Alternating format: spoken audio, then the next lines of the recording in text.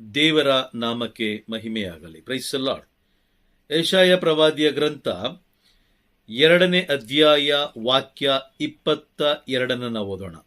ಯೆಶಾಯ ಪ್ರವಾದಿಯ ಗ್ರಂಥ 2ನೇ ಅಧ್ಯಾಯ ವಾಕ್ಯ 22. Praise the Lord. ವಾಕ್ಯವನ್ನು ಓದೋಣ. ನರಮಾನವನಲ್ಲಿ ಇಡದಿರು ಭರವಸೆಯನ್ನು ಯಾವ ಗಣನೆ ಬಂದನು ಅವನು, ಮೂಗಿನಲ್ಲಿ ಉಸಿರಾಡುವ ಅಲ್ಪ ಪ್ರಾಣಿ ಅವನು. ನರಮಾನವರಲ್ಲಿ ಇಡದಿರು ಭರವಸೆಯನ್ನ ಯಾವ ಗಣನೆಗೆ ಬಂದಾನು ಅವನು, ಮೂಗಿನಲ್ಲಿ ಉಸಿರಾಡುವ ಅಲ್ಪ ಪ್ರಾಣಿ ಅವನು. Praise the Lord. ಓಕೆ, ಇನ್ನು ಕೆಲವು ವಾಕ್ಯಗಳನ್ನು ನಾವು ಓದೋಣ. ಕೀರ್ತನೆಗಳ ಗ್ರಂಥ 118ನೇ ಅಧ್ಯಾಯ ವಾಕ್ಯ 8. ಕೀರ್ತನೆಗಳ ಗ್ರಂಥ 118ನೇ ಅಧ್ಯಾಯ ವಾಕ್ಯ 8.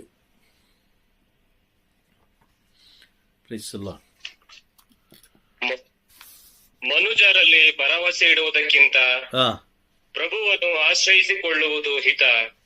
ಮನುಷ್ಯರಲ್ಲಿ ಭರವಸೆ ಇಡುವುದಕ್ಕಿಂತ ಪ್ರಭುವನ್ನು ಆಶ್ರಯಿಸಿಕೊಳ್ಳುವುದು ಹಿತ. Praise the Lord. ಓಕೆ, ಕೀರ್ತನೆಗಳ ಗ್ರಂಥ 22ನೇ ಅಧ್ಯಾಯ ವಾಕ್ಯ 6 ಓದೋಣ. 22:6. ಮನುಜ ನಾನು ಕ್ರಿಮಿಕೀಟಕ್ಕೆ ಸಮಾನನು, ಅಲಕ್ಷಿತನು, ಪರರಿಂದ ತಿರಸ್ಕೃತನು. ಮನುಜ ನಾನು ಕ್ರಿಮಿಕೀಟಕ್ಕೆ ಸಮಾನನು, ಅಲಕ್ಷಿತನು, ಪರದಿಂದ ತಿರಸ್ಕೃತನು. Praise the lord. ಈ ಎಲ್ಲ ವಾಕ್ಯಗಳನ್ನು ನಾವು ಓದಬೇಕಾದ್ರೆ ನಮಗೆ ಪರಲೋಕ ಏನಂತ ಹೇಳ್ತಾ ಇದೆ? Praise the Lord. ಇದ್ದೀರಾ?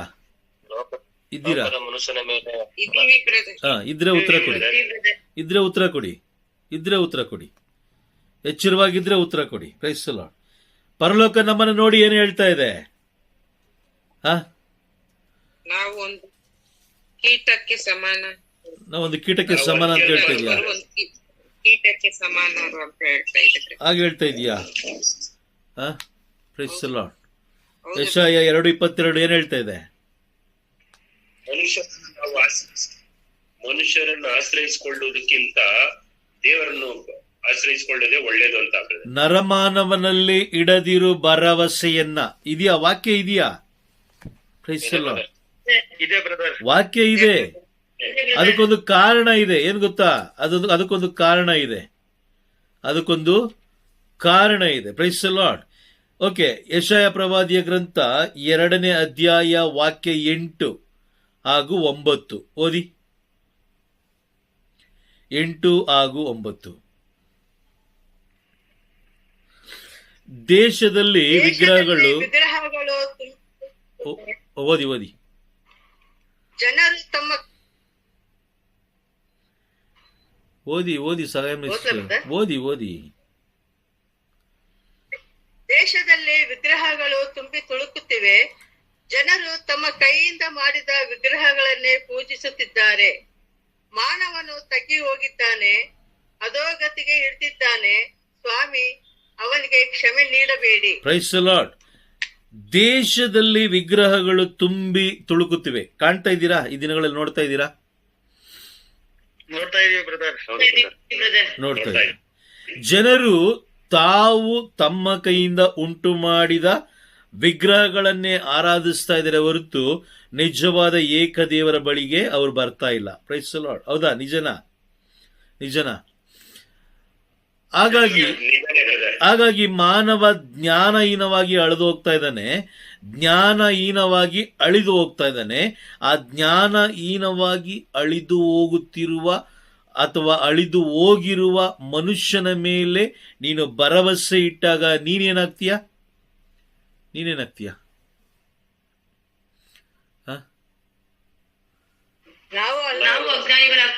ನಾವು ಅಜ್ಞಾನಿಗಳಾಗ್ತೀವಿ. ನಾವು ಕೂಡ ಅಳಿದು ಹೋಗ್ತೀವಿ. Praise the Lord. ಕರೆಕ್ಟಾ?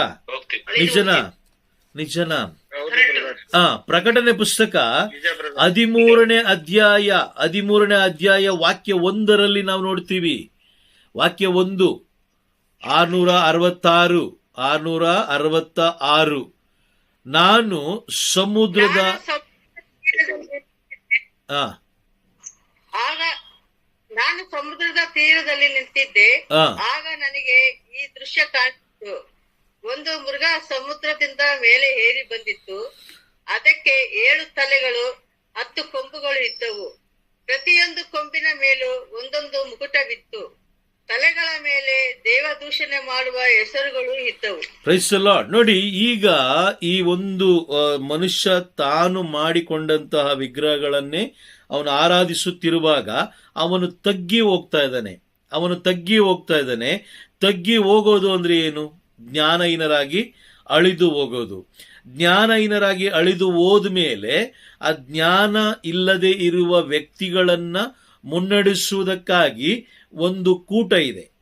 ಅಜ್ಞಾನಹೀನರಾಗಿ ಅಳಿದು ಹೋಗಿರುವಂತಹ ಆ ಜನರನ್ನ ಮುನ್ನಡೆಸುವುದಕ್ಕಾಗಿ ಒಂದು ಕೂಟ ಇದೆ. ಆ ಕೂಟ ಯಾವುದು ಅಂತ ಹೇಳಿದ್ರೆ ಲೂಸಿಫರ್, ಸೈತಾನನ ಕೂಟ, ಲೂಸಿಫರನ ಕೂಟ. Praise the Lord. ನೋಡಿ, ಇಲ್ಲಿ ವಾಕ್ಯ ಹೇಳ್ತಾ ಇದೆ, ಸಮುದ್ರದ ತೀರದಲ್ಲಿ ನಿಂತಿದ್ದೆ, ಆಗ ನನಗೆ ಒಂದು ದೃಶ್ಯವೊಂದು ಕಾಣಿಸಿಕೊಂಡಿತ್ತು. ಒಂದು ಮೃಗ ಸಮುದ್ರದಿಂದ ಮೇಲೇರುವುದನ್ನು ನಾನು ಕಂಡೆ. ಸಮುದ್ರ ಎಂಬುದನ್ನು ನಾವು ಕಳೆದ ಕ್ಲಾಸ್ ಅಲ್ಲಿ ನಾವು ತಿಳ್ಕೊಂಡಿದೀವಿ, ಹೌದಾ? Praise the Lord. ಸಮುದ್ರ ಅಂದ್ರೆ ಏನು? ಸಮುದ್ರ ಅಂದ್ರೆ ಏನು? ಲೋಕ, ಭೂಮಿ. ಆಮೇನ್. ಲೋಕ ಅಲ್ವಾ? ಭೂಮಿ. ಕರೆಕ್ಟಾ? ಒಂದು ಮೃಗ ಸಮುದ್ರದಿಂದ ಇಳಿದು ಬರ್ತಾ ಅಂದ್ರೆ ಏರಿ ಬರ್ತಾ ಇದೆ ಅಂತ ಹೇಳಿದ್ರೆ ನೋಡಿ, ಅದಕ್ಕೊಂದು ಬಲವಾದ ಒಂದು ವಾಕ್ಯವನ್ನು ನಾವು ಓದೋಣ. ಎಜೆಕಿಯೇಲ್ ಪ್ರವಾದಿಯ ಗ್ರಂಥ 28ನೇ ಅಧ್ಯಾಯ. ಎಜೆಕಿಯೇಲ್ ಪ್ರವಾದಿಯ ಗ್ರಂಥ 28ನೇ ಅಧ್ಯಾಯ ಅಲ್ಲಿ 11ನೇ ವಾಕ್ಯದಿಂದ ನಾವು ಓದ್ತಾ ಬರ್ಬೇಕಾದ್ರೆ ಓದ್ಬೇಡಿ ಹಾಗೆ ನೋಡ್ತಾ ಬನ್ನಿ. ಆ 11ನೇ ವಾಕ್ಯದಿಂದ ನಾವು ಹಾಗೆ ಓದ್ತಾ ಬರ್ತಾ ಇದ್ರೆ 13ನೇ ವಾಕ್ಯ ಹೇಳುತ್ತೆ, 12-13 ಹೇಳುತ್ತೆ, ನೀನು ಸರ್ವ ಸುಲಕ್ಷಣ ಶಿರೋಮಣಿ, ಪರಿಪೂರ್ಣ ಸುಂದರ, ಪೂರ್ಣ ಜ್ಞಾನಿ ಅಂತ ಹೇಳುತ್ತೆ. ಅದಾದ್ಮೇಲೆ ನೀನಿದ್ದೆ ದೇವರ ಉದ್ಯಾನವನದ ಏದೇನಿನೊಳು. ಎಲ್ಲವನ್ನ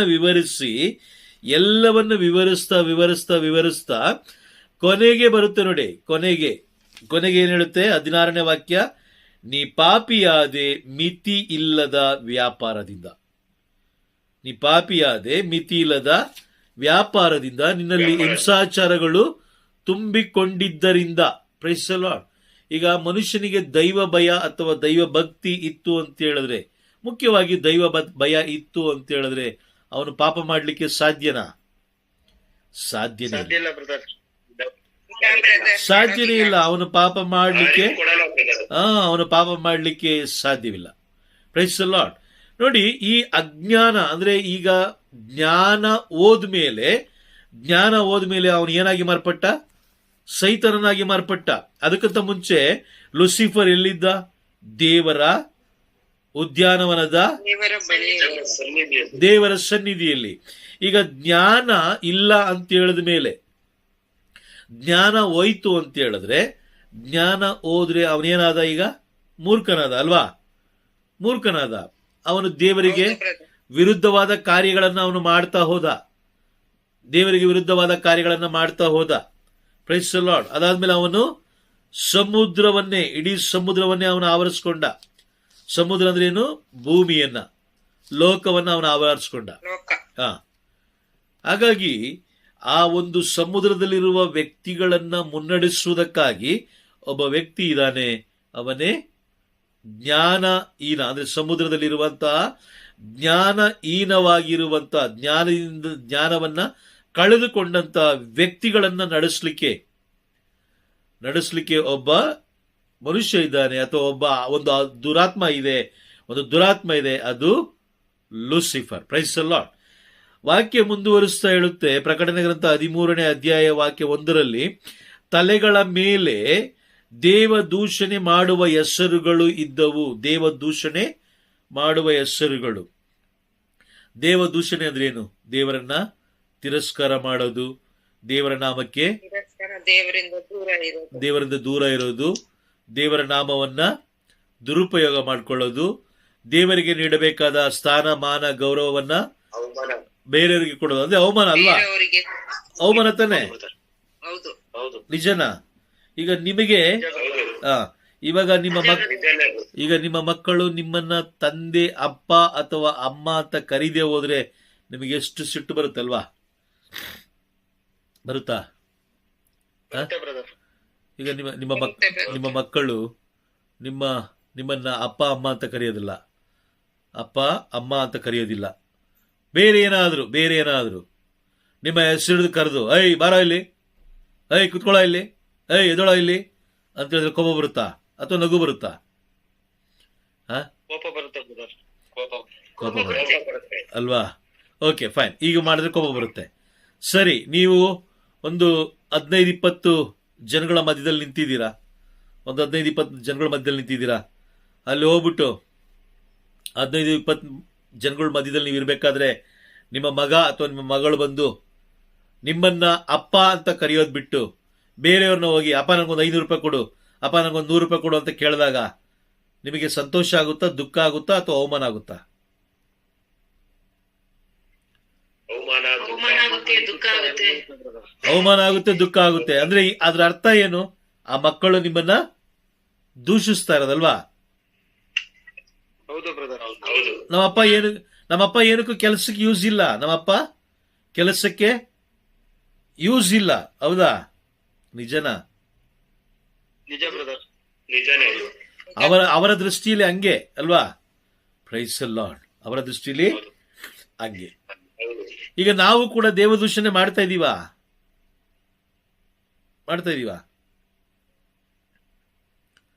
ಮಾತಾಡಿ, ಬೇಬೆ ಮಾತಾಡಿ. ಬ್ರದರ್. ನೀವ್ ಯಾಕೋ ತುಂಬಾ ಡಲ್ ಆಗ್ತಾ ಇದೀರಾ? ಮಾಡ್ತಾ ಇದೀವಿ ಬ್ರದರ್. ಮಾತಾಡಿ. ಮಾಡ್ತಾ ಇದೀವಾ? ಹೌದು. ಅದಕ್ಕೆ ಸಂಬಳ ತಗೊಳ್ತಾ ಇದೀವಾ? ಹೌದು ಬ್ರದರ್, ಮಾಡ್ತಾ ಇದೀವಿ. ವಿಮಲಾ ಸಿಸ್ಟರ್ ಇದ್ದೀರಾ? Praise the Lord. ಮತ್ತೆ ಮಾತಾಡಿ, ಲೀಮಾ ಸಿಸ್ಟರ್ ಮಾತಾಡಿ. ದೇವದೂಷಣೆ ಮಾಡ್ತಾ ಇದೀವಾ? ಮಾಡ್ತಾ ಇದೀವಿ. ಎಲ್ಲೋಯ್ತು ಜ್ಞಾನ? ಎಲ್ಲೋಯ್ತು ದೇವರು ಕೊಟ್ಟಂತ ಜ್ಞಾನ? ಎಲ್ಲೋಯ್ತು? Praise the lord. ದೇವರು ನೀಡಿದ ಜ್ಞಾನ ಎಲ್ಲೋಯ್ತು? ಸಣ್ಣ ಉದಾಹರಣೆ. ಇವತ್ತು ಬೆಳಗಿನ ಜಾವ ನಾನು ಸ್ವಲ್ಪ ಮೆಡಿಟೇಷನ್ ಮಾಡ್ಬೇಕಾದ್ರೆ ನನಗೆ ಬಂದಂತ ಒಂದೇ ಒಂದು ವಿಚಾರ ನಾನು ನಿಮ್ಮಲ್ಲಿ ಹಂಚ್ಕೊಳ್ತೀನಿ. ಕೆಲವು ದೇವಾಲಯಗಳಲ್ಲಿ ನೀವು ನೋಡ್ತೀರಾ, ಪಾದರಕ್ಷೆಗಳನ್ನ ಹಾಕೊಂಡು ಇಡೀ ದೇವಾಲಯ ಎಲ್ಲ ಸುತ್ತಾಡ್ಕೊಂಡ್ ಬರ್ತಾರೆ. ಬಲಿಪೀಠ ಇರ್ಬೋದು, ಬೇರೆ ಎಲ್ಲ ಕಡೆ ಪರಮಪ್ರಸಾದ ಕೊಡಬೇಕಾದ್ರೆ, ಪರಮಪ್ರಸಾದ ವಿತರಣೆ ಮಾಡಬೇಕಾದ್ರೆ ಪಾದರಕ್ಷೆಗಳು ಹಾಕೊಂಡಿರ್ತಾರೆ. ನೋಡಿದ್ದೀರಾ? ಎಲ್ಲಾದ್ರೂ ತುಂಬಾ ನೋಡಿದೀವಿ ಅಲ್ವಾ? ನೋಡಿದೀವಿ ಬ್ರದರ್. ತುಂಬಾ ನೋಡ್ತಾ ಇದೀವಿ ಅಲ್ವಾ? Praise the Lord. ಓಕೆ, ಆಗ ನನಗೆ ಒಂದು ಆಲೋಚನೆ ಬಂತು. ಯಾರು ಇವರೆಲ್ಲ ಯಾರು? ಎಲ್ಲಿಂದ ಬಂದವರು ಇವರು? ಏಕೆ ಅಂತ ಹೇಳಿದ್ರೆ, ಅನ್ಯ ಜನಾಂಗದ ಯಾವುದೇ ಧರ್ಮದಲ್ಲೂ ಅವರ ದೇವಾಲಯದ ಒಳಗಡೆ ಪಾದರಕ್ಷೆಗಳನ್ನ ಹಾಕೊಂಡು ಹೋಗೋದಿಲ್ಲ. ನಿಜನಾ?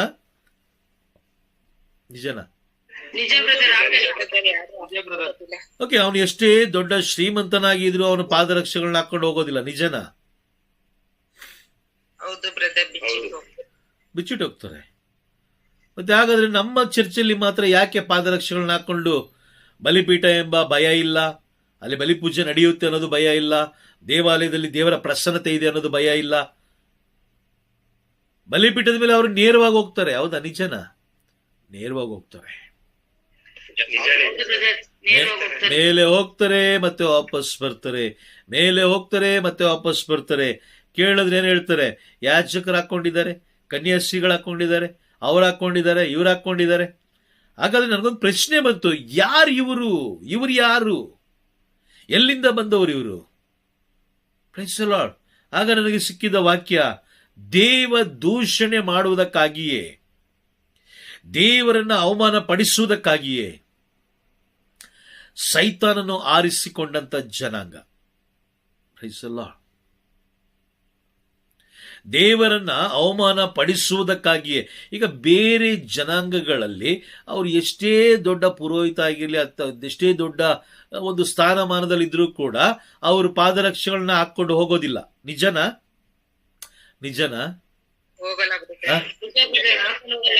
ಎಂತ ಸ್ಥಾನಮಾನದಲ್ಲೇ ಅವರಿರ್ಲಿ, ಬಟ್ ಅವ್ರು ಹಾಕೊಂಡು ಹೋಗಲ್ಲ.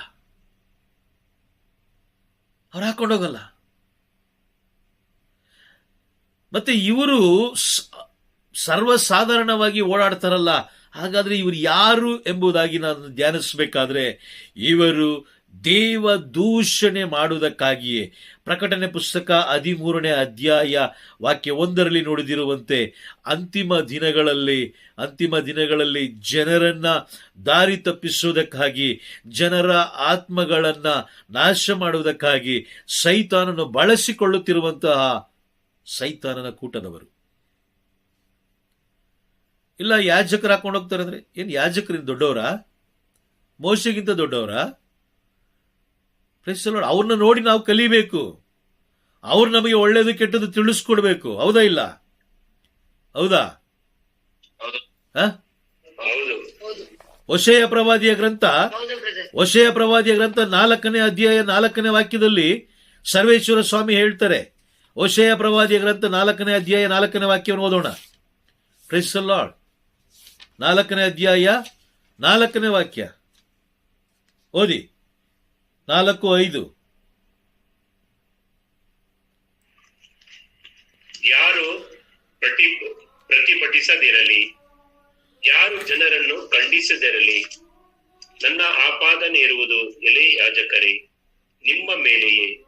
ಹಗಲಿನಲ್ಲಿ ನೀವು ಮುಗ್ಗರಿಸುತ್ತೀರಿ, ರಾತ್ರಿಯಲ್ಲಿ ಪ್ರವಾದಿಗಳು ಸಹ ನಿಮ್ಮೊಂದಿಗೆ ಮುಗ್ಗರಿಸುತ್ತಾರೆ. ನಿಮ್ಮ ವಂಶ ವೃಕ್ಷವನ್ನೇ ನಾನು ನಿರ್ಮೂಲ ಮಾಡುವೆನು. ಜನರು ಜ್ಞಾನಹೀನರಾಗಿ ಅಳಿದು ಹೋಗುತ್ತಿದ್ದಾರೆ. ನಿಮ್ಮ ದೈವ ಜ್ಞಾನವನ್ನು ತಿರಸ್ಕರಿಸಿದ್ದೀರಿ. ನೀವು ದೈವ ಜ್ಞಾನವನ್ನ ನಿಮ್ಮಲ್ಲ ನೀವು ದೈವ ಜ್ಞಾನವನ್ನು ತಿರಸ್ಕರಿಸಿದ್ದೀರಿ. ನಾನು ಸಹ ಯಾಜಕ ವರ್ಗದಿಂದ ನಿಮ್ಮನ್ನು ವರ್ಜಿಸಿ ಬಿಡುತ್ತೇನೆ. ನೀವು ದೇವರ ಧರ್ಮೋಪದೇಶವನ್ನು ಮರೆತು ಬಿಟ್ಟಿದ್ದೀರಿ, ನಾನು ನಿಮ್ಮ ಮಕ್ಕಳನ್ನು ಮರೆತು ಬಿಡುತ್ತೇನೆ. Price the Lord. ಬ್ರದರ್, ಈಗ ಹೇಳಿ, ನಮಗೆ ಜ್ಞಾನ ಬರೋದು ಎಲ್ಲಿಂದ? ಧರ್ಮಶಾಸ್ತ್ರ, ದೇವರ ಕಡೆಯಿಂದ, ಧರ್ಮಶಾಸ್ತ್ರದಿಂದ ಅಲ್ವಾ? ಧರ್ಮಶಾಸ್ತ್ರ, ಅದೇ ಧರ್ಮೋಪದೇಶ. Praise the lord. ಇಲ್ಲಿ ನೇರವಾಗಿ ಹೇಳ್ತಾ ಇದ್ದಾರೆ. ನೋಡಿ, ಕೆಲವು ಯಾಜಕರು ಎಷ್ಟು ಪ್ರಯತ್ನ ಪಡ್ತಾ ಇದ್ದಾರೆ ಅಂತ ಹೇಳಿದ್ರೆ, ಅಯ್ಯೋ ಜನರನ್ನ ಮಾನಸಾಂತರಗೊಳಿಸ್ಬೇಕು, ಜನರಿಗೆ ಒಳ್ಳೆಯ ಸಂದೇಶವನ್ನ ಕೊಡಬೇಕು, ಜನರನ್ನ ಪರಲೋಕದ ಕಡೆ ಕರ್ಕೊಂಡು ಹೋಗ್ಬೇಕು. ಏಕೆಂದ್ರೆ ದೇವರು ನನಗೆ ಕೊಟ್ಟಿರುವಂತ ಜನಾಂಗ, ದೇವರು ನನಗೆ ಕೊಟ್ಟಿರುವ ಜನರು ಇವರಲ್ಲಿ ಒಂದು ಆತ್ಮವು ನಾಶವಾಗಿ ಹೋಗಬಾರದು ಎಂಬ ಕಾರಣಕ್ಕಾಗಿ ಅವ್ರು ಏನ್ ಮಾಡ್ತಾರೆ, ಕೆಲವು ಬಾರಿ ಕಠಿಣವಾದ ಪದಗಳನ್ನು ಬಳಸಿ. ಯಾಕಂದ್ರೆ ಕಠೋರ ಜನಗಳಿಗೆ ಕಠಿಣವಾದ ಪದವನ್ನೇ ಬಳಸಬೇಕು. ಹೌದಾ? Praise the Lord. ಆ ರೀತಿ ಬಳಸಿ ಅವ್ರು ಏನ್ ಮಾಡ್ತಾರೆ, ಆತ್ಮಗಳನ್ನು ರಕ್ಷಿಸಲಿಕ್ಕೆ ಪ್ರಯತ್ನ ಪಡ್ತಾರೆ. ಇಲ್ಲಿ ಸರ್ವೇಶ್ವರ ಸ್ವಾಮಿ ಹೇಳ್ತಾರೆ, ನೀವು ನನ್ನ ಧರ್ಮೋಪದೇಶವನ್ನ ಮರೆತು ಬಿಟ್ಟಿದ್ದೀರಿ. ನೀವು ಧರ್ಮೋಪದೇಶವನ್ನ ಮರೆಯದೆ ಹೋಗಿದ್ರೆ ನೀವು ಪರಿಶುದ್ಧತೆ ಬಗ್ಗೆ ಎಚ್ಚರವಾಗಿರ್ತಾ ಇದ್ರಿ. ಏಕೆ ಅಂತ ಹೇಳಿದ್ರೆ, ಪರಿಶುದ್ಧತೆ ಇಲ್ಲದೆ ಯಾರು ದೇವರನ್ನು ಕಾಣಲು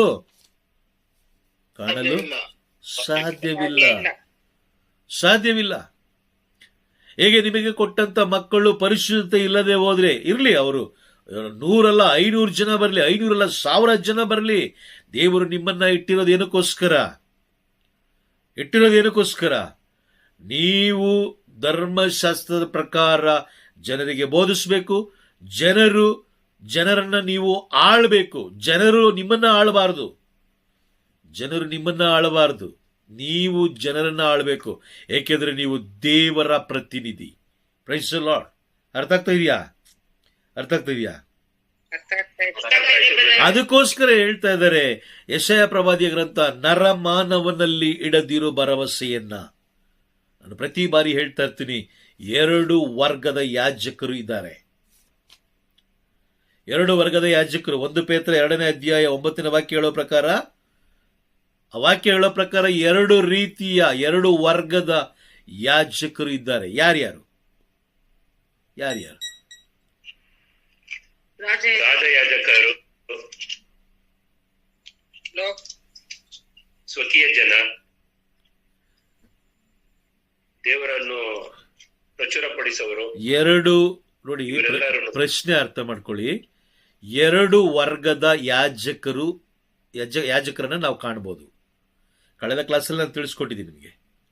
2 ವರ್ಗದ ಒಬ್ರು ಲೋಕದ, ಆಮೇನ್, ಲೋಕದವರು. ಎಸ್, ಪರಲೋಕದ ಯಾಜಕರು ಹಾಗೂ ಲೋಕದ ಯಾಜಕರು. ಪರಲೋಕ ಯಾಜಕರ ಕೆಲಸ ಏನು? ಪರಿಶುದ್ಧತೆ, ಅವರು ಯಾವಾಗ್ಲೂ ಪರಿಶುದ್ಧತೆ, ಸತ್ಯವನ್ನು ನುಡಿಯೋದು ಬ್ರದರ್. ಪರಿಶುದ್ಧತೆ, ಸತ್ಯವಾಕ್ಯಗಳು, ಕಠಿಣವಾದ ಬೋಧನೆ ಅಲ್ವಾ, ಆತ್ಮರಕ್ಷಣೆ. ಆಮೇನ್. ಕತ್ತಲೆಯಿಂದ ಬೆಳಕಿಗೆ ತರೋದು. ಕತ್ತಲೆಯಲ್ಲಿರುವ ಜನರನ್ನ ಬೆಳಕಿಗೆ ತರುವವರು ಯಾರು? ಪರಲೋಕದ ಯಾಜಕರು. ಆಮೇನ್. ಪರಲೋಕದ ರಾಜಯಾಜಕರು. ಬೆಳಕಿನಲ್ಲಿರುವವರನ್ನ ಕತ್ತಲೆಗೆ ತಳ್ಳೋದು ಯಾರು? ಲೋಕದ ಯಾಜಕರು. ಲೋಕದ ಯಾಜಕರು. Praise the Lord. ನಾವು ಅನ್ಕೊಳ್ತೀವಿ ದೇವರ ಸೇವೆ ಅಂದ್ರೆ ತಮಾಷೆ ಅನ್ಕೊಂಡಿದೀವಿ. ತಮಾಷೆ ಅಲ್ಲ, ತಮಾಷೆ ನಿಜವಾಗ್ಲೂ ಅಲ್ಲ. ಬಹಳ ಕಠಿಣವಾದದ್ದು. ಯಾಕಂದ್ರೆ ಸೈತಾನನ ಹೋರಾಟ ಅವರ ಮೇಲೆ ಜಾಸ್ತಿ ಇರುತ್ತೆ. ಅದೆಲ್ಲವನ್ನ ಗೆಲ್ಲಬೇಕು ಅವರು. ಗೆಲ್ಲಬೇಕು. Praise the Lord. ಏನಕ್ಕೆ ಅಂತ ಹೇಳಿದ್ರೆ, ಪ್ರಕಟಣೆ ಪುಸ್ತಕ 13ನೇ ಅಧ್ಯಾಯದಲ್ಲಿರುವ ಆ ಸಮುದ್ರದಲ್ಲಿರುವ ಜನರನ್ನ, ಒಬ್ಬೊಬ್ಬ ವ್ಯಕ್ತಿಗಳನ್ನ ತೆಗೆದು ಎಲ್ಲಿ ಬಿಡ್ಬೇಕು? ಅವ್ರನ್ನ ಪರಲೋಕದ ಕಡೆ ಬಿಡಬೇಕು ಅಲ್ವಾ? ಸಮುದ್ರದಲ್ಲಿರುವ ಒಂದೊಂದು ಆತ್ಮಗಳನ್ನ ಅವ್ರೇನ್ ಮಾಡ್ಬೇಕು? ಸಮುದ್ರದ ತೆಗೆದು ಸಮುದ್ರದ ತೀರದಲ್ಲಿ ಇಡಬೇಕು, ಪರಲೋಕದ ಕಡೆ ಅಲ್ವಾ? 13:4 ಓದೋಣ. 13:4 ಪ್ರಕಟಣೆ ಪುಸ್ತಕ 13ನೇ ಅಧ್ಯಾಯ 4ನೇ ವಾಕ್ಯ. ಜನರು ಆ ಮೃಗವನ್ನು ಮಾತ್ರವಲ್ಲ, ಅದಕ್ಕೆ ಅಧಿಕಾರವನ್ನು ಕೊಟ್ಟ ಘಟಸರ್ಪವನ್ನು ಆರಾಧಿಸಿದರು. ಮೃಗವನ್ನು ಕುರಿತು, ಈ ಮೃಗಕ್ಕೆ ಸಮಾನರು ಯಾರು? ಇದರೊಡನೆ ಯುದ್ಧ ಮಾಡಬಲ್ಲವರು ಯಾರು ಎಂದು ಹೇಳುತ್ತಿದ್ದರು. ಜನರು ಆ ಮೃಗವನ್ನ ಮಾತ್ರವಲ್ಲ, ಅದಕ್ಕೆ ಅಧಿಕಾರ ಕೊಟ್ಟ ಘಟಸರ್ಪವನ್ನು ಆರಾಧಿಸಿದರು. Praise the lord. ಈಗ ಒಂದು ಸಣ್ಣ ಬೇಸಿಕ್ ಕಾಮನ್ ಸೆನ್ಸ್ ಪ್ರಶ್ನೆ ಕೇಳ್ತೀನಿ. ವಾಕ್ಯ ಹೇಳ್ತಾ ಇದೆ, ಯೆಶಾಯ ಪ್ರವಾದಿಯ ಗ್ರಂಥ 2ನೇ ಅಧ್ಯಾಯ ವಾಕ್ಯ 8, ದೇಶದಲ್ಲಿ ವಿಗ್ರಹಗಳು ತುಂಬಿ ತುಳುಕುತ್ತಿವೆ, ಜನರು ತಮ್ಮ ಕೈಯಿಂದ ಮಾಡಿದ ವಿಗ್ರಹಗಳನ್ನೇ ಪೂಜಿಸುತ್ತಿದ್ದಾರೆ. ಜನರು ತಮ್ಮ ಕೈಯಿಂದ ಮಾಡಿದ ವಿಗ್ರಹಗಳಲ್ಲಿ ಶಕ್ತಿ ಇದೆ ಅಂತ ನೀವು ನಂಬ್ತೀರಾ?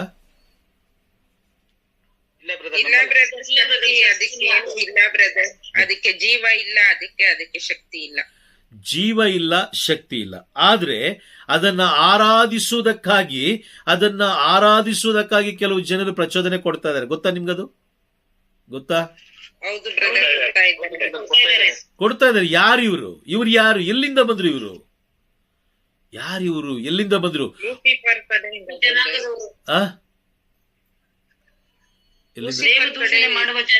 ದೇವ ದೂಷಣೆ ಮಾಡುವ ಜನಾಂಗದವರು. ಇವರೆಲ್ಲರನ್ನ ಸೈತಾನ ಏನ್ ಮಾಡಿದಾನೆ? ಆಕ್ರಮಿಸ್ಕೊಂಡಿದ್ದಾನೆ. ಈಗ ನಿಮ್ಮ ಕುಟುಂಬದಲ್ಲಿರುವ ವ್ಯಕ್ತಿಗಳು ಬೈದ್ರೆ ನಿಮಗೆ ನೋವಾಗುತ್ತಾ ಅಲ್ವಾ? ಅಥವಾ ನಿಮ್ಮ ಕುಟುಂಬದಲ್ಲಿರುವ ವ್ಯಕ್ತಿಗಳು ನಿಮ್ಮನ್ನ ಅವಮಾನ ಪಡಿಸಿದ್ರೆ ನೋವಾಗುತ್ತಾ? ಅಥವಾ ಕುಟುಂಬದಿಂದ ಹೊರಗಿರುವ ನಾವುಗಳು ಬಂದು ಅವಮಾನ ಪಡಿಸಿದ್ರೆ ನೋವಾಗುತ್ತಾ?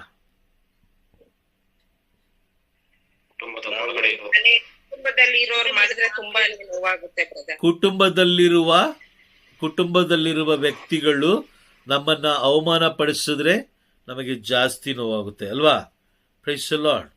ಹೌದಾ? ನಿಜನಾ? ಆ? ನಿಜ. ಯೋಹಾನನು ಬರೆದ ಶುಭ ಅವ್ರ ಜೊತೆನೆ ತಾನೆ. ಯೋಹಾನನು ಬರೆದ ಶುಭ ಸಂದೇಶ 15ನೇ ಅಧ್ಯಾಯದಲ್ಲಿ 15ನೇ ಅಧ್ಯಾಯ 16ನೇ ವಾಕ್ಯದಲ್ಲಿ ನಾವು ನೋಡ್ತೀವಿ, ನಾವು ಪ್ರಭು ಯೇಸು ಕ್ರಿಸ್ತರನ್ನ ಆರಿಸ್ಕೊಳ್ಳಿಲ್ಲ.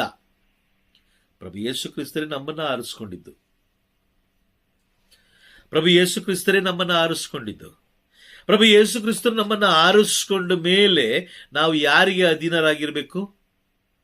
ಪ್ರಭು ಯೇಸು ಕ್ರಿಸ್ತರಿಗೆ. ಪ್ರಭು ಯೇಸು ಕ್ರಿಸ್ತನಿಗೆ ಅಧೀನರಾಗಿರ್ಬೇಕು. ಪ್ರಭು ಯೇಸು ಕ್ರಿಸ್ತರಿಗೆ ಮಾತ್ರ. ಅದಲ್ಲದೆ ಈಗ ನಾವು ಅವರಿಗೆ ಅಧೀನರಾಗಿರದೆ ನಾವು ಜನರು ಮಾಡಿದ ಆ ವಿಗ್ರಹಗಳ ಮೇಲೆ ನಂಬಿಕೆ ಇಟ್ಟು ಅದರ ಮೇಲೆ ವಿಶ್ವಾಸವಿಟ್ಟು ಅದರ ಮೇಲೆ ಭರವಸೆ ಇಟ್ಟಾಗ ನಾವು ಯಾರನ್ನ ದೂಷಣೆ ಮಾಡ್ತಾ ಇದ್ದೀವಿ? ಪ್ರಭು ಯೇಸು ಕ್ರಿಸ್ತರ ದೇವರನ್ನ. ಪ್ರಭು ಯೇಸು ಕ್ರಿಸ್ತರನ್ನ. ಈಗ ಪ್ರಭು ಯೇಸು ಕ್ರಿಸ್ತರನ್ನ ದೂಷಣೆ ನಾವು ಮಾಡ್ತಾ ಇದ್ದೀವಿ ಅಂತ ಹೇಳಿದ್ರೆ ನ್ಯಾಯ ತೀರ್ಪಿನ ಅಧಿಕಾರ ದೇವರು ಯಾರು ಕೊಟ್ಟಿದ್ದಾರೆ? ಕ್ರಿಸ್ತನಿಗೆ. ಯೋಹಾನ 5ನೇ ಅಧ್ಯಾಯ ವಾಕ್ಯ 22ರಲ್ಲಿ ನಾವು ನೋಡ್ತೀವಿ, ಪಿತನು ಯಾರನ್ನು ತೀರ್ಪಿಗೆ ಗುರಿ ಮಾಡುವುದಿಲ್ಲ, ತೀರ್ಪು ಮಾಡುವ ಅಧಿಕಾರವನ್ನ ಪುತ್ರನಿಗೆ ಕೊಟ್ಟಿದ್ದಾರೆ. ಹೌದಾ? ನಿಜನಾ? ಓಕೆ. ಈಗ ಈಗ ನಾವು ಪುತ್ರನನ್ನ ತಿರಸ್ಕಾರ ಮಾಡ್ತಾ ಇದೀವಿ ಅಂತ ಹೇಳಿದ್ರೆ ನ್ಯಾಯ ತೀರ್ಪನ್ನ ಗೆಲ್ಲಲಿಕ್ಕೆ ಸಾಧ್ಯ ಇದೆಯಾ? ಇಲ್ಲ ಬ್ರದರ್, ಖಂಡಿತ ಸಾಧ್ಯ ಇಲ್ಲ. ಹಾಗಾದ್ರೆ ಈಗ ನಾವು ನೇರವಾಗಿ ಎಲ್ಲಿ ಹೋಗ್ತಾ ಇದೀವಿ? ನಾವು ಈಗ ನರಕಕ್ಕೆ. ಅರಿವಿದ್ದು ಹೋಗ್ತಾ ಇದೀವ, ಅರಿವಿಲ್ಲದೆ ಹೋಗ್ತಾ ಇದೀವ? ಅರಿವಿದ್ರೆ ಆದ್ರೆ ಅದನ್ನ ಅರಿವಿದ್ದು ಅರಿವಿಲ್ಲದ ಹಾಗೆ ನಾವು ಹೋಗ್ತಾ ಇದೀವಿ. ನಿಜನಾ? ನಮಗರಿವಿದೆ,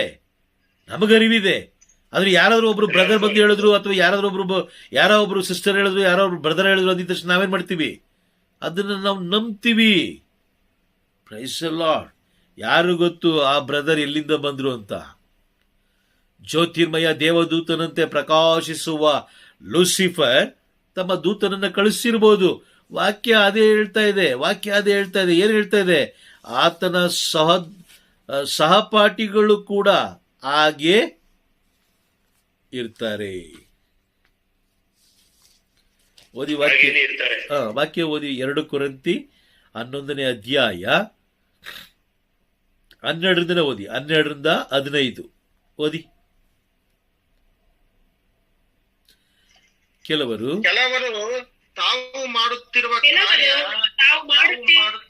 ಕಾರ್ಯ ಪ್ರೇಷಿತರ ಕಾರ್ಯಕ್ಕೆ ಸರಿಸಮವೆಂದು ವಾದಿಸಲು ಅವಕಾಶವನ್ನು ಹುಡುಕುತ್ತಿದ್ದಾರೆ. ಅವರಿಗೆ ಅಂತ ಆಸ್ಪದವನ್ನು ಕೊಡದಂತೆ ನಾನೀಗ ಮಾಡುತ್ತಿರುವುದನ್ನೇ ಮುಂದುವರಿಸಿಕೊಂಡು ಹೋಗುತ್ತೇನೆ.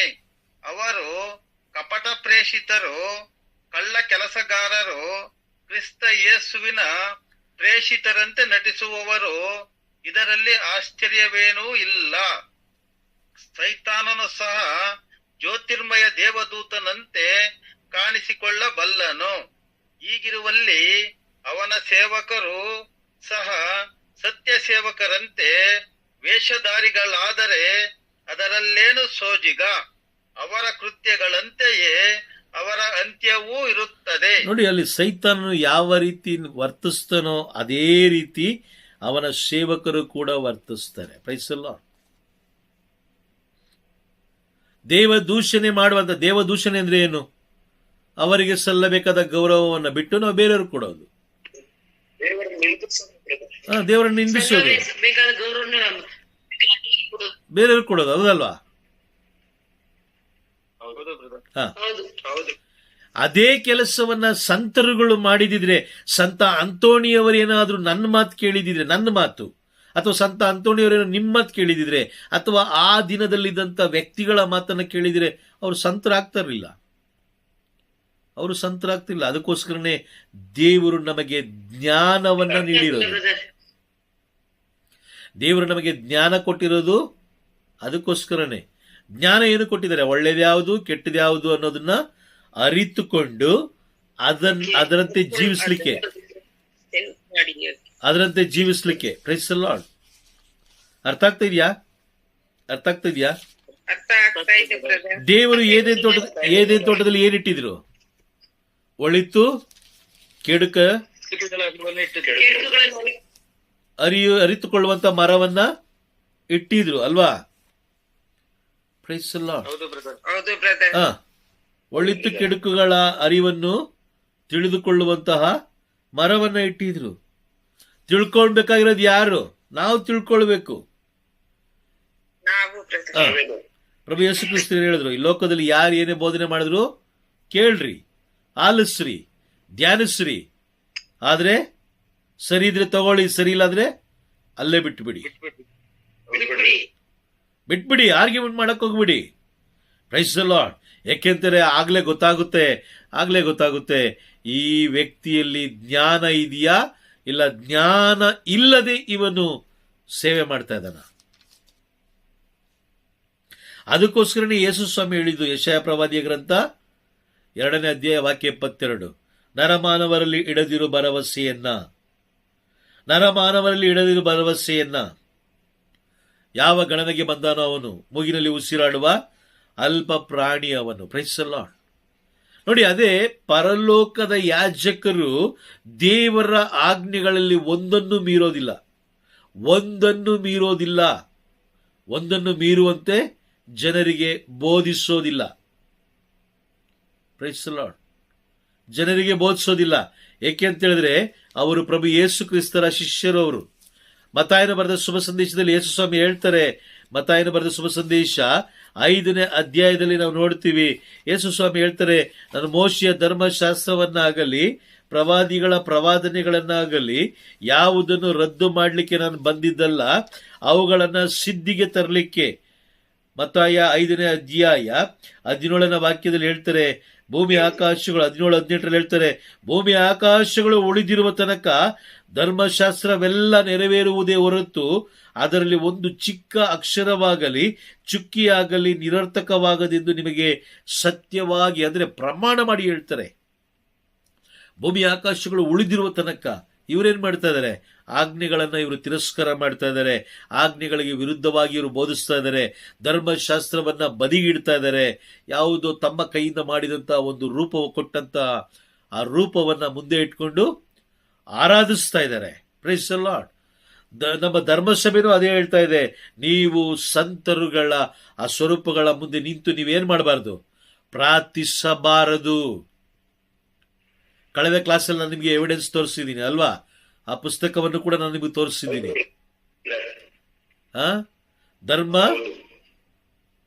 ಧರ್ಮೋಪದೇಶದ ಕೈಪಿಡಿ. Price the lord. ಧರ್ಮಸಭೆ ಹೇಳೋ ಮಾತುಗಳನ್ನು ಕೇಳ್ತಾ ಇಲ್ಲ ನಾವು, ಧರ್ಮಶಾಸ್ತ್ರ ಹೇಳೋದು ಕೇಳ್ತಾ ಇಲ್ಲ. ಮೂಗಿನಲ್ಲಿ ಉಸಿರಾಡುವ ಯಾವುದೋ ಒಂದು ಅಲ್ಪ ಪ್ರಾಣಿ ಏನೋ ಒಂದು ಹೇಳ್ತಾ ಇದೆ, ಇವತ್ತು ಹೇಳ್ತು, ನಮ್ಮನ್ನ ದಾರಿ ತಪ್ಪಿಸ್ತು. ಸ್ವಲ್ಪ ದಿನಗಳಾದ್ಮೇಲೆ ಅದು ಮರಣ ಹೊಂದಿತು. ಆದ್ರೆ ನಾವೇನ್ ಮಾಡ್ತಾ ಇದೀವಿ? ನಮಗೆ ಜ್ಞಾನ ಇದೆ, ಆದ್ರೆ ಜ್ಞಾನಹೀನರಾಗಿ ನಾವು ಜೀವಿಸ್ತಾ ಇದೀವಿ. ನೋಡಿ, ಪ್ರಕಟಣೆ ಪುಸ್ತಕ 22ನೇ ಅಧ್ಯಾಯ ವಾಕ್ಯ 18 ಹಾಗೂ 19 ನಿಧಾನಕ್ಕೆ ಓದಿ. ಆ 2 ವಾಕ್ಯಗಳನ್ನ ತುಂಬಾ ಅರ್ಥಭರಿತವಾಗಿ ನಿಧಾನಕ್ಕೆ ಓದಿ. ಯಾರಾದ್ರೂ ಒಬ್ರು? ಈ ಪುಸ್ತಕದಲ್ಲಿ ಕೇಳುವ ಪ್ರತಿಯೊಬ್ಬನಿಗೂ ನಾನು ಕೊಡುವ ಎಚ್ಚರಿಕೆ ಇದು, ಯಾವನಾದರೂ ಇವುಗಳಿಗೆ ಏನನ್ನಾದರೂ ಕೂಡಿಸಿದರೆ ದೇವರು ಅವನ ಮೇಲೆ ಈ ಪುಸ್ತಕದಲ್ಲಿ ಬರೆದಿರುವ ವಿಪತ್ತುಗಳು ಬಂದೆರಗುವಂತೆ ಮಾಡುವರು. ಯಾವನಾದರೂ ಈ ಪುಸ್ತಕದಲ್ಲಿ ಬರೆದಿರುವ ಪ್ರವಾದನಾ ವಾಕ್ಯಗಳಲ್ಲಿ ಏನನ್ನಾದರೂ ತೆಗೆದು ಹಾಕಿದರೆ ಈ ಪುಸ್ತಕದಲ್ಲಿ ವಿವರಿಸಿರುವ ಜೀವ ವೃಕ್ಷದಲ್ಲಿಯೂ ಪವಿತ್ರ ನಗರದಲ್ಲಿಯೂ ಅವನಿಗೆ ಸಿಗುವ ಪಾಲನ್ನು ದೇವರು ತೆಗೆದುಬಿಡುವರು. Price the Lord. ಅರ್ಥ ಆಯ್ತಾ? ಈ ವಾಕ್ಯ ಓದ್ಬೇಕಾದ್ರೆ ಅರ್ಥ ಆಯ್ತಾ? ಅರ್ಥ ಆಗಲಿಲ್ಲ?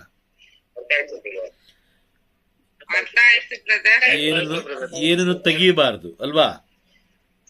ಏನನ್ನು ತೆಗಿಬಾರ್ದು, ಯಾವುದು ಸೇರಿಸಬಾರ್ದು, ಯಾವುದು ತೆಗಿಬಾರ್ದು. ಹೌದಾ? ನಿಜನಾ? ಏನ್ಕೆಂದ್ರೆ ಇದು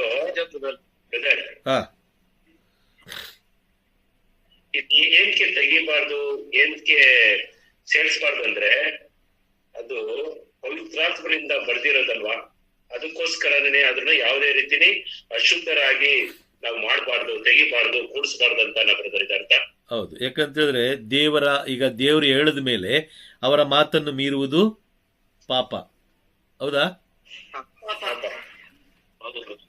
ಒಂದು ಯೋಹಾನ 3ನೇ ಅಧ್ಯಾಯ 4ನೇ ವಾಕ್ಯ ಓದಿ. 1 ಯೋಹಾನ. ಪಾಪ ಮಾಡುವ ಪ್ರತಿಯೊಬ್ಬನು ದೇವರ ಆಜ್ಞೆಯನ್ನು ಮೀರುತ್ತಾನೆ, ದೇವರ ಆಜ್ಞೆಯನ್ನು ಉಲ್ಲಂಘಿಸುವುದೇ ಪಾಪ. ಪಾಪ ಮಾಡುವ ಪ್ರತಿಯೊಬ್ಬನು ದೇವರ ಆಜ್ಞೆಯನ್ನು ಮೀರುತ್ತಾನೆ, ದೇವರ ಆಜ್ಞೆಯನ್ನು ಉಲ್ಲಂಘಿಸುವುದೇ ಪಾಪ. ಈಗ ಪಾಪ ಮಾಡಿದ ವ್ಯಕ್ತಿಗಳು ಪರಲೋಕ ಹೋಗ್ಲಿಕ್ಕೆ ಸಾಧ್ಯ ಇದೆಯಾ? ದೇವರ ಮಾತನ್ನು ಮೀರುವಾಗ ನಾವು ಪರಲೋಕಕ್ಕೆ ಹೋಗ್ಲಿಕ್ಕೆ ಸಾಧ್ಯ ಇದೆಯಾ? ಸಾಧ್ಯ ಇಲ್ಲ. ಹಾಗಾದ್ರೆ ನಮ್ಮನ್ನ ಪಾಪ ಮಾಡುವಂತೆ ಪ್ರಚೋದಿಸುವವರು ಯಾರು? ಓಕೆ, ಅದೇ ಅಧ್ಯಾಯದಲ್ಲಿ 3ನೇ ಅಧ್ಯಾಯ ವಾಕ್ಯ 8 ಓದಿ. ಪಾಪ ಮಾಡುವವನು ಓದಮ್ಮ. ಸೈತಾನನ ಸಂತಾನದವನು, ಸೈತಾನನು ಆದಿಯಿಂದಲೂ ಪಾಪ ಮಾಡಿದವನೇ, ಅವನ ದುಷ್ಕೃತ್ಯಗಳನ್ನು ವಿನಾಶಗೊಳಿಸಲೆಂದೇ ದೇವರ ಪುತ್ರ ಕಾಣಿಸಿಕೊಂಡದ್ದು. Praise the lord. ನೀನೊಮ್ಮೆ ಓದಮ್ಮ ಅದನ್ನ ವಾಕ್ಯನ. ಪಾಪ ಮಾಡುವವನು ಸಂತಾನದವನು, ಸೈತಾನನು ಆದಿಯಿಂದಲೂ ಪಾಪ ಮಾಡಿದವನೇ, ಅವನ ದುಷ್ಕೃತ್ಯಗಳನ್ನು ವಿನಾಶಗೊಳಿಸಲೆಂದೇ ದೇವರ ಪುತ್ರ ಕಾಣಿಸಿಕೊಂಡದ್ದು. ನೋಡಿ, ಪಾಪ ಮಾಡುವವನು ಸೈತಾನನ ಕಡೆಯವನು, ಸೈತಾನನ ಸಂತಾನದವನು. ಸೈತಾನನು ಆದಿಯಿಂದಲೇ ಪಾಪ ಮಾಡಿದವನೇ, ಅವನ ದುಷ್ಕೃತ್ಯಗಳನ್ನು ವಿನಾಶಗೊಳಿಸಲೆಂದೇ ದೇವರ ಪುತ್ರ ಪ್ರಭು ಯೇಸು ಕ್ರಿಸ್ತರು ಕಾಣಿಸಿಕೊಂಡಿದ್ದು. ಪ್ರಭು ಯೇಸು ಕ್ರಿಸ್ತರು ಬಂದಿದ್ದೇ ಸೈತಾನನ ಆ ಒಂದು ದುಷ್ಕೃತ್ಯಗಳನ್ನ ನಾಶ ಮಾಡುವುದಕ್ಕಾಗಿ. ಈಗ ಅದನ್ನು ನಾವು ಮತ್ತೆ ಪ್ರತಿಷ್ಠಾಪನೆ ಮಾಡ್ತಾ ಹೋದ್ರೆ ಈಗ ನಾವು ಯಾರ ಕಡೆಯವರಾಗ್ತೀವಿ? ಸೈತಾನನ ಕಡೆಯವರಾಗ್ತೀವಾ ಅಥವಾ ಪ್ರಭುವಿನ?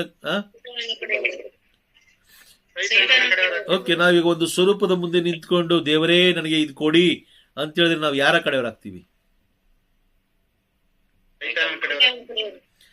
ಸ್ವರೂಪ ಎಂದಿಗೂ ಮಾತನಾಡೋದಿಲ್ಲ. ನಾನು ಪ್ರತಿ ಬಾರಿ ಹೇಳ್ತಾ ಇರ್ತೀನಿ, ಸ್ವರೂಪ ಎಂದಿಗೂ ನಮ್ಮೊಂದಿಗೆ ಮಾತನಾಡೋದಿಲ್ಲ. ಅದನ್ನ ದೇವಾಲಯದಲ್ಲಿ ಏನಕ್ಕೋಸ್ಕರ ಇಟ್ಟಿದ್ದಾರೆ ಅಂತ ಹೇಳಿದ್ರೆ ನಮಗೆ ಎಚ್ಚರಿಕೆ ಗಂಟೆಯಾಗಿ ಇಟ್ಟಿದ್ದಾರೆ. ಎಲ್ಲಾ ಸಂತರುಗಳು ಬೇಕಾದ್ರೆ ನಿಮ್ಮ ಮನೆಯಲ್ಲೂ ಇಟ್ಕೊಳ್ಳಿ, ಅದರಲ್ಲೇನು ತೊಂದರೆ ಏನಿಲ್ಲ. ನಿಮ್ಮ ಮನೆಯಲ್ಲೂ ಇಟ್ಕೊಳ್ಳಿ, ಅದರಲ್ಲೇನು ತೊಂದರೆ ಇಲ್ಲ. ಬಟ್ ಅದನ್ನ ಪೂಜಿಸಬೇಡಿ, ಅದನ್ನ ಆರಾಧಿಸಬೇಡಿ. ಅದನ್ನ ಏನಕ್ಕೆ ಇಟ್ಕೊಳ್ಳಿ ಅಂತ ಹೇಳಿದ್ರೆ ಇವರು ಹೇಗೆ ಸಂತರಾದ್ರು? ಇವರು ಸಂತರಾಗಲಿಕ್ಕೆ ಮುಖ್ಯ ಕಾರಣ ಏನು? ಮೊದಲು ಅದನ್ನ ಪರಿಶೋಧಿಸಿ, ಅವರ ಬಗ್ಗೆ ಮೊದಲು ಚಿಂತಿಸ್ರಿ. ಅವ್ರು ಹೇಗೆ ಜೀವಿಸಿದ್ರು ಅದರಂತೆ ಜೀವಿಸ್ಲಿಕ್ಕೆ ಪ್ರಯತ್ನಿಸ್ರಿ. ಅದಕ್ಕೋಸ್ಕರ ನಾವು ಇಟ್ಕೊಳ್ಬೇಕೇ ಹೊರತು ಅದನ್ನೇ ನಾವು ದೇವರೆಂದು ಆರಾಧಿಸ್ಲಿಕ್ಕೆ ನಾವು ಹೋಗಬಾರ್ದು.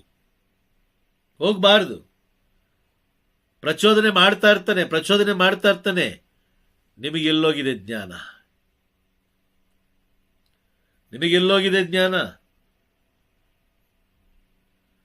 ವಾಕ್ಯ ಹೇಳುತ್ತೆ ನೋಡಿ, ಅದೇ 1 ಯೋಹಾನ 3ನೇ ಅಧ್ಯಾಯ 7ನೇ ವಾಕ್ಯ.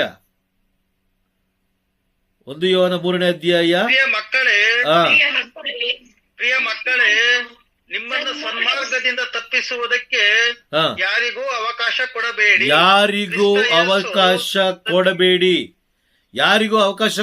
ಯಾಕೆ ಕೊಡ್ತಾ ಇದ್ದೀರಾ?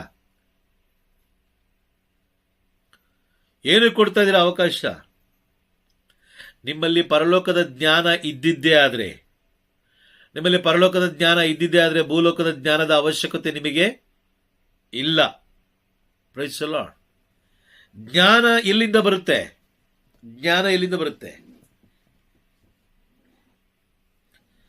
ಜ್ಞಾನ ಧರ್ಮಶಾಸ್ತ್ರದಿಂದ ಓದೋದ್ರಿಂದ, ಧ್ಯಾನಿಸೋದ್ರಿಂದ ಬರುತ್ತೆ. ಈ ದಿನಗಳಲ್ಲಿ ಕಥೋಲಿಕ ಕ್ರೈಸ್ತರು ಎಷ್ಟು ಜನ ಬೈಬಲ್ ತಗೊಂಡು ಓದ್ತಾ ಇದ್ದಾರೆ? ಯೋಚನೆ ಮಾಡಿ ನೋಡೋಣ. ಎಷ್ಟು ಜನ ಬೈಬಲ್ ಓದ್ತಾ ಇದ್ದಾರೆ? ಓಕೆ, ಬೈಬಲ್ ಓದಿದ್ರೆ ಎಷ್ಟು ಹೊತ್ತು ಓದ್ತಾ ಇದ್ದಾರೆ? ಒಂದು ಅಕ್ಷರ ಓದೋದ್ರಿಂದ ನಿನಗೆ ಜ್ಞಾನ ಸಿಗೋದಿಲ್ಲ. ಒಂದು ಅಕ್ಷರ ಓದೋದು ಜ್ಞಾನ ಸಿಗೋದಿಲ್ಲ. ಆ ಧರ್ಮಶಾಸ್ತ್ರವನ್ನು ನೀನು ಪ್ರೀತಿಸಬೇಕು, ಮೊದಲು ಅದನ್ನು ಆರಾಧಿಸಬೇಕು. ಅದು ಏನು ನುಡಿತಾ ಇದೆಯೋ ಅದರಂತೆ ನೀನು ಜೀವಿಸಲಿಕ್ಕೆ ಪ್ರಯತ್ನಿಸಬೇಕು. ವಾಕ್ಯ ಹೇಳ್ತಾ ಇದೆ, ನಿಮ್ಮನ್ನು ಸನ್ಮಾರ್ಗದಿಂದ ತಪ್ಪಿಸುವುದಕ್ಕೆ ಯಾರಿಗೂ ಅವಕಾಶ ಕೊಡಬೇಡಿ. ಪ್ರಭು ಯೇಸು ಕ್ರಿಸ್ತರು ಸೈತಾನನ ದುಷ್ಕೃತ್ಯಗಳನ್ನು ನಾಶ ಮಾಡುವುದಕ್ಕಾಗಿ ನಮಗೋಸ್ಕರ ಈ ಧರೆಗೆ ಇಳಿದು ಬಂದರು. ಮತ್ತೆ ನಾವು ಸೈತಾನನ ಜೊತೆ ಸೇರಿ ಒಪ್ಪಂದ ಮಾಡಿಕೊಂಡು ದೇವರನ್ನ, ಪ್ರಕಟಣೆ ಪುಸ್ತಕ 13ನೇ ಅಧ್ಯಾಯ ವಾಕ್ಯ 1ರಲ್ಲಿ ನುಡಿಯುವಂತೆ ನಾವು ದೇವ ದೂಷಣೆ ಮಾಡ್ತಾ ಹೋದ್ರೆ, ಒಂದಕ್ಕೊಂದು ಸೇರಿಸ್ತಾ ಹೋದ್ರೆ, ಪ್ರಕಟಣೆ ಪುಸ್ತಕ 22ನೇ ಅಧ್ಯಾಯ ವಾಕ್ಯ 19 ನುಡಿಯುವಂತೆ ದೇವರ ರಾಜ್ಯದ ಸೌಭಾಗ್ಯದಲ್ಲಿ ನಮಗೆ ಸ್ಥಳ ಇಲ್ಲ. ಹೌದಾ? ನಿಜನಾ? ನಿಜ ಬ್ರದರ್. ನಿಜ ಬ್ರದರ್, ನಿಜನೇ ಬ್ರದರ್. ಸ್ಥಳ ಇಲ್ಲ. ಸ್ಥಳ ಇಲ್ಲ. ಈಗ ವಾಕ್ಯ ಏನ್ ಹೇಳ್ತಾ ಇದೆ? ವಾಕ್ಯ ಏನ್ ಹೇಳ್ತಾ ಇದೆ? ನರಮಾನವರಲ್ಲಿ ಇಡದಿರು ಭರವಸೆಯನ್ನ ಇಟ್ರೆ ನಿನ್ ಕೆಟ್ಟೆ. ಹೌದಾ? ಅವನ ಮೂಗಿನಲ್ಲಿ ಉಸಿರಾಡುವ ಅಲ್ಪ ಪ್ರಾಣಿ. ಹಾ, ಮೂಗಿನಲ್ಲಿ ಉಸಿರಾಡುವ ಅಲ್ಪ ಪ್ರಾಣಿ. ನಿಜನಾ? ನಿಜ ಬ್ರದರ್. ಹೌದು ಬ್ರದರ್, ನಿಜ ಬ್ರದರ್. ನಿಜನೇ ಹಾ, ಅವನ್ನ ನಂಬ್ಕೊಂಡು ನೀನು ಹೋದ್ರೆ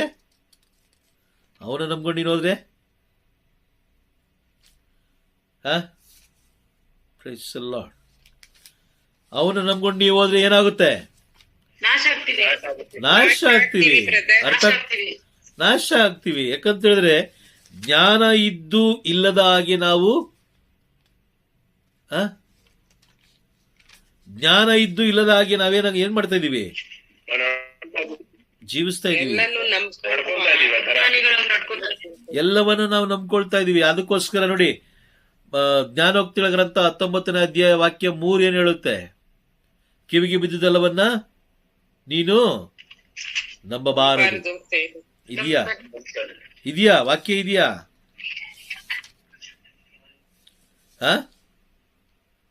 ಇದೇ ಬ್ರದರ್. ಇದೆ ಅಲ್ವಾ? ಕಿವಿಗೆ ಬಿದ್ದ ಎಲ್ಲ ವಿಷಯವನ್ನ ನೀನು ನಂಬಬಾರದು. ಮನುಷ್ಯನ ಬಾಳಿಗಳಿಗೂ ಹಾ ತನ್ನ ಮೂರ್ಖತನದಿಂದ ಹಾ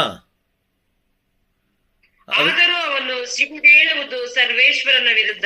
ಮಾಡೋದಲ್ಲ ಅವನು ಹೋಗಿ ಮಾಡೋದೆಲ್ಲ ಮೂರ್ಖತನದಲ್ಲೇ ನಾವೆಲ್ಲ ಮೂರ್ಖತನದಲ್ಲಿ. ನೋಡಿ, ಮನುಷ್ಯ ನಿರ್ಮಿಸಿಕೊಂಡ ಧರ್ಮಶಾಸ್ತ್ರವನ್ನ ಬದಿಗೊತ್ತಿ ಮನುಷ್ಯನು ನಿರ್ಮಿಸಿಕೊಂಡಂತ ವಸ್ತುಗಳ ಮುಂದೆ ಹೋಗಿ ನಿಂತ್ಕೊಂಡು ಅವನು ಪ್ರಾರ್ಥನೆ ಮಾಡಿದಾಗ ದೇವ್ರ ಕೋಪ ಬರುತ್ತಾ ಬರಲ್ವಾ? ಬರುತ್ತೆ ಬ್ರದರ್. ಬರುತ್ತೆ. ಬರುತ್ತೆ ಅಲ್ವಾ? ಒಂದು ವಾಕ್ಯ ಓದಿ ನಂತರ ನಾವು ಪ್ರಾರ್ಥನೆಗೆ ಹೋಗೋಣ. ಜ್ಞಾನೋಕ್ತಿಗಳ ಗ್ರಂಥ 28ನೇ ಅಧ್ಯಾಯ ವಾಕ್ಯ 9 ಓದಿ. 28:9. ಧರ್ಮಶಾಸ್ತ್ರಕ್ಕೆ ಕಿವಿ ಮುಚ್ಚಿಕೊಳ್ಳುವ ದೇವರಿಂದ ತಿರಸ್ಕೃತವಾದ ಪ್ರಾರ್ಥನೆ. ಧರ್ಮಶಾಸ್ತ್ರಕ್ಕೆ ಕಿವಿ ಮುಚ್ಚಿಕೊಳ್ಳುವವನ ಪ್ರಾರ್ಥನೆ ದೇವರಿಂದ ತಿರಸ್ಕೃತವಾದ ಪ್ರಾರ್ಥನೆ. ನೀನು ಎಷ್ಟೇ ಪ್ರಾರ್ಥನೆ ಮಾಡಿದ್ರು ದೇವರು ಆ ಪ್ರಾರ್ಥನೆಯನ್ನು ಕೇಳೋದಿಲ್ಲ. ಕಾರಣ, ನೀನು ಧರ್ಮಶಾಸ್ತ್ರದಿಂದ ದೂರ ಇದೀಯ. ನೀನು ಧರ್ಮಶಾಸ್ತ್ರದ ದೂರ ಇರಬೇಕು ಅಂತಾನೆ ಅನೇಕ ಸೇವಕರನ್ನ ಸೈತಾನ ಈ ಸಮುದ್ರದಲ್ಲಿ ಬಿಟ್ಟಿದ್ದಾನೆ. ಸಮುದ್ರ ಅಂದ್ರೆ ಗೊತ್ತಾಯ್ತಾ? ಗೊತ್ತಾಯ್ತು ಬ್ರದರ್. ಗೊತ್ತಾಯ್ತು ಬ್ರದರ್. ಏನು ಸಮುದ್ರ ಅಂದ್ರೆ? ಲೋಕ. ಭೂಮಿ. ಭೂಮಿ. ಈ ಭೂಮಿಯಲ್ಲಿ ಅವನು ಬಿಟ್ಟಿದ್ದಾನೆ. ಹಾಗಾಗಿ ನೀವೆಲ್ಲಿದ್ದೀರಾ?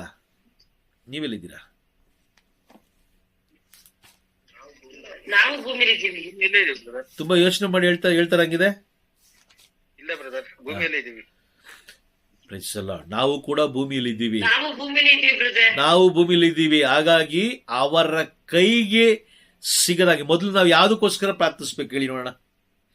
ದೇವರೇ ನನಗೊಂದು ಮನೆ ಕೊಡು, ದೇವರೇ ನನಗೊಂದು ಕಾರ್ ಕೊಡು, ನನಗೆ ಒಂದು ಒಳ್ಳೆ ಹೆಂಡತಿ ಕೊಡು, ನನಗೆ ಒಳ್ಳೆ ಗಂಡನ್ ಕೊಡು, ನನಗೆ ಒಂದು ಒಂದು ಒಂದು ಏನು ಜಾಸ್ತಿ ಬೇಡ, ಒಂದು 1/4 kg ಚಿನ್ನ ಕೊಡು ಅಲ್ವಾ, ಒಂದು ಒಳ್ಳೆ ಬೈಕ್ ಕೊಡು, ಜಾಸ್ತಿ ಏನು ಬೇಡ, ಒಂದು 10 ಲಕ್ಷ ಕ್ಯಾಶ್ ಕೊಡು. ಇದ ಪ್ರಾರ್ಥನೆ ನಮ್ದು?